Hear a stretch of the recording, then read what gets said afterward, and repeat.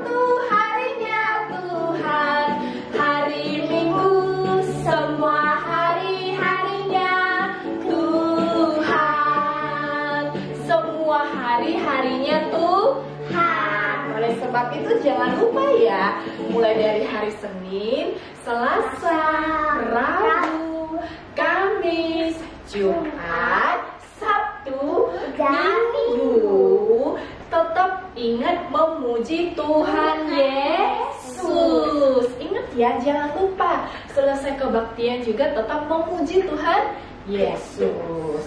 Oke, kita kembali memuji Tuhan. Kita mau naikkan pujian seperti roti dan mentega. Masih ingat kan pujiannya? Kita naikkan kembali ya pujian ini.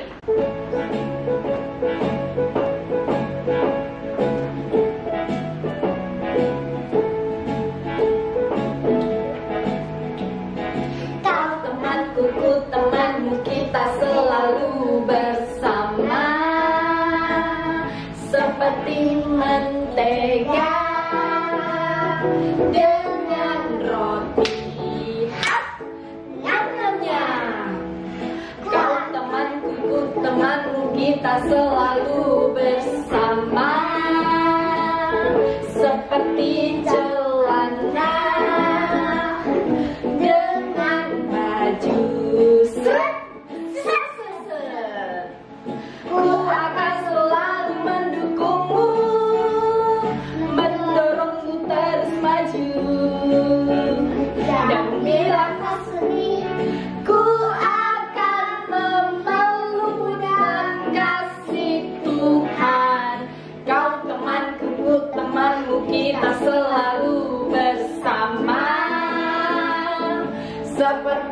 mentega dengan roti.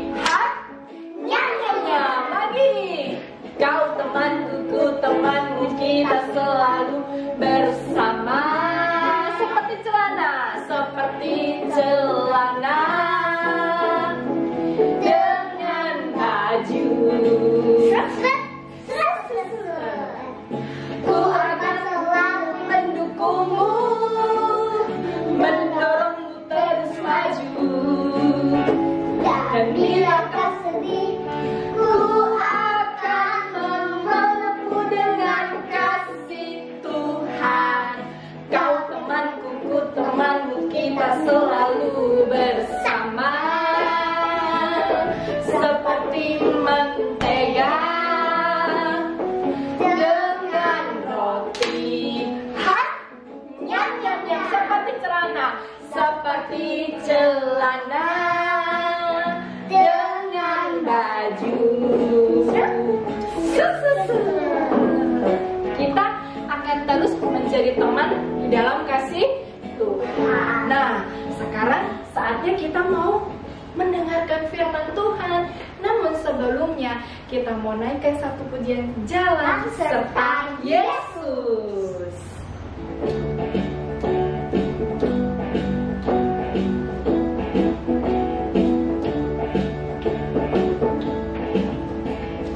Jalan serta Yesus, jalan sertanya setiap hari.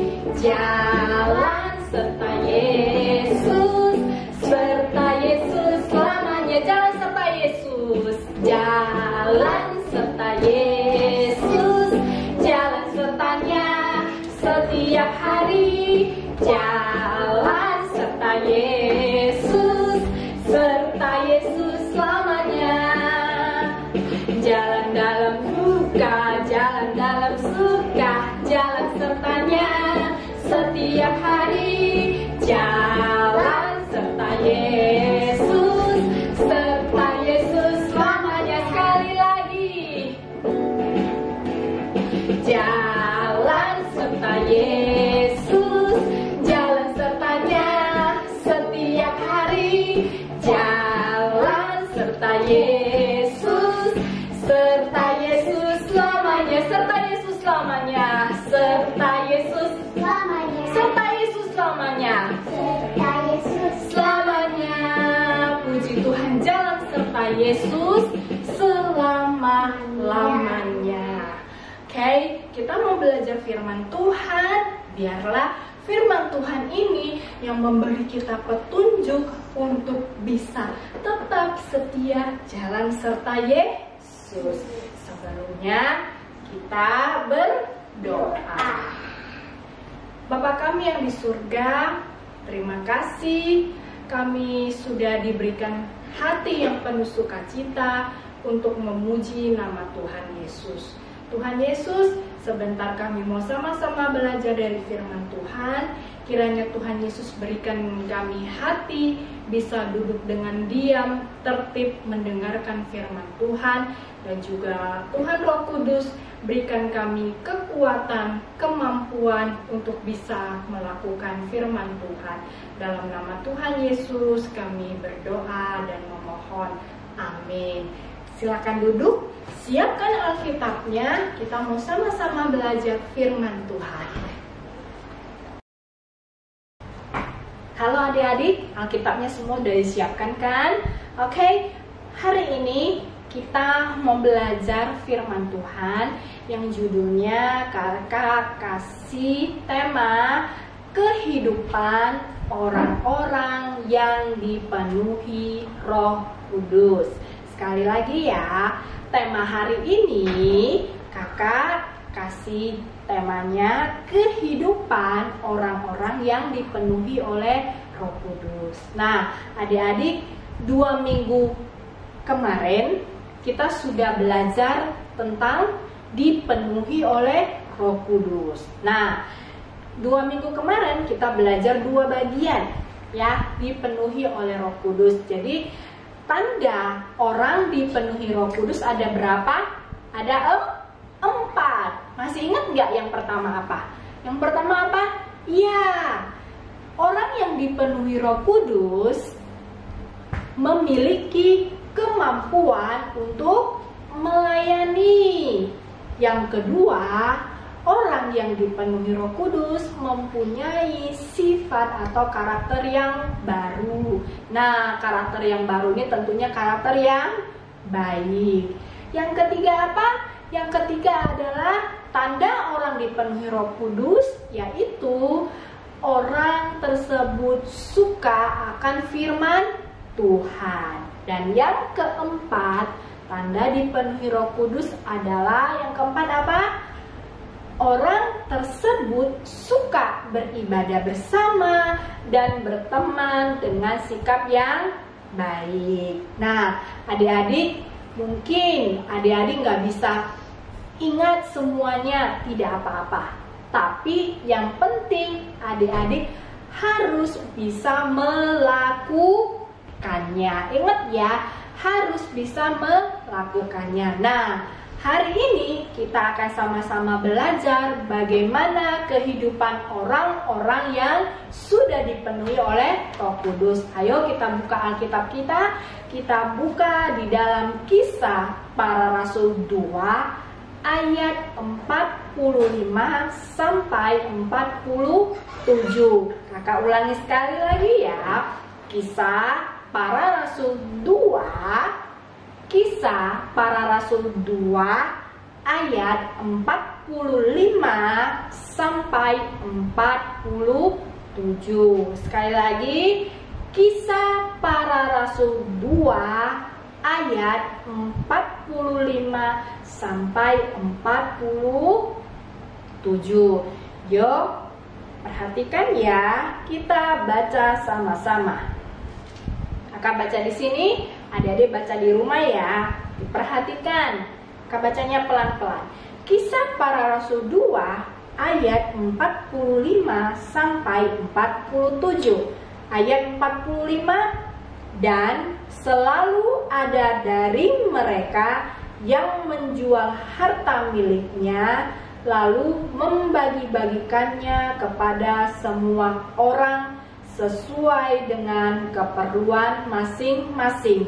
Dengan bertekun, ayat 46, dengan bertekun dan dengan sehati mereka berkumpul tiap-tiap hari dalam bait Allah.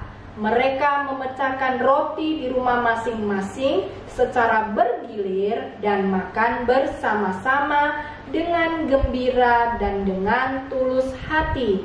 Ayat 47, sambil memuji Allah, dan mereka disukai semua orang. Dan tiap-tiap hari Tuhan menambah jumlah mereka dengan orang yang diselamatkan. Amin. Kehidupan orang Kristen yang sudah dipenuhi Roh Kudus berbeda dengan kehidupan orang-orang yang ada di sekitar. Orang yang sudah dipenuhi Roh Kudus biasanya suka berbagi. Ketika mereka berbagi, mereka nggak berpikir kira-kira kalau saya membagikan sesuatu, saya untung atau rugi ya. Nah, ingat ya, kalau kita sebagai orang yang sudah dipenuhi Roh Kudus, ketika kita berbagi, kita tidak pernah berpikir keuntungan apa yang akan kita dapat. Misalnya seperti ini, ketika kakak berteman dengan misalnya Aaron, kakak berpikir kalau saya berteman sama Aaron, kira-kira nanti kakak bakal dikasih apa ya sama Aaron? Atau juga ketika kakak memberikan sesuatu nih buat Shehan bakal memuji kakak nggak ya? Orang Kristen yang dipenuhi Roh Kudus, mereka berbagi karena mereka ingin menunjukkan kasih. Mereka berbagi bukan karena ingin mendapatkan pujian, atau mereka berbagi ingin dilihat oleh orang banyak, tetapi mereka ingin menunjukkan kasih Tuhan Yesus yang ada di dalam diri mereka. Nah, meskipun bahkan ketika saat mereka berbagi, mereka rela mendapatkan bagian yang sedikit. Contohnya nih, ketika misalnya Tiffany datang membawa 1 bungkus jajan. Nah, ketika Tiffany bawa 1 bungkus jajan, dan ketika Tiffany mau makan jajan itu, terus Tiffany ada teman-teman di sampingnya nih. Nah, Tiffany bagi jajannya ke temannya satu-satu. Dan ketika Tiffany membagikannya, berarti kan jajan Tiffany tinggal sedikit dong kalau yang untuk Tiffany. Harusnya kan 1 bungkus jajannya buat Tiffany sendiri. Tetapi karena Tiffany sudah menjadi orang yang dipenuhi Roh Kudus, Tiffany rela berbagi. Meskipun Tiffany tidak mendapatkan, meskipun Tiffany tidak bisa jajan 1 bungkus, tapi Tiffany dengan sukacita berbagi kepada teman-temannya. Nah, adik-adik pernah berbagi nggak sama teman-teman?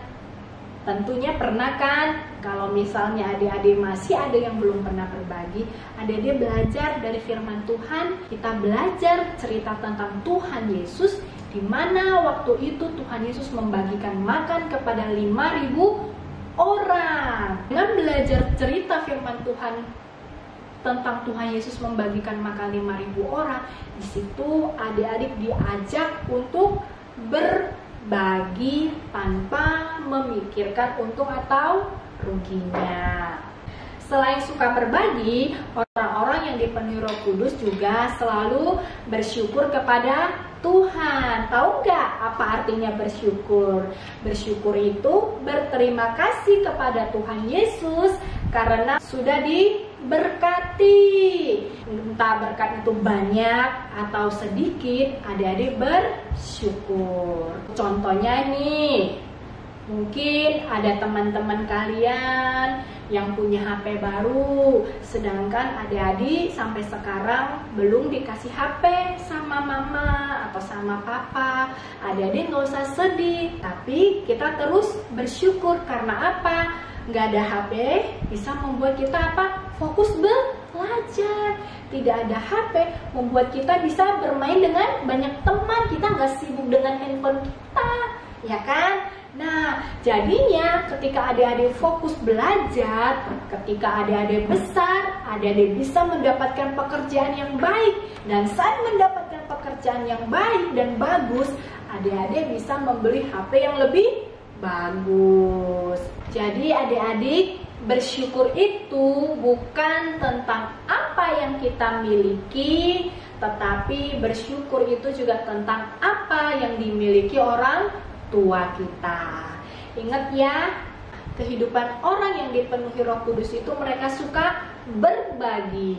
Ketika berbagi tidak memikirkan untung atau rugi, tetapi mereka berbagi dengan kasih. Yang kedua adalah kehidupan orang yang dipenuhi Roh Kudus itu selalu bersyukur sambil memuji Tuhan. Nah, hari ini kita sudah belajar 2 hal lagi ya. Diingat baik-baik. Jangan lupa kita terus bersyukur kepada Tuhan Yesus dan kita terus belajar berbagi kepada orang-orang yang ada di sekitar kita. Kita bersatu di dalam doa.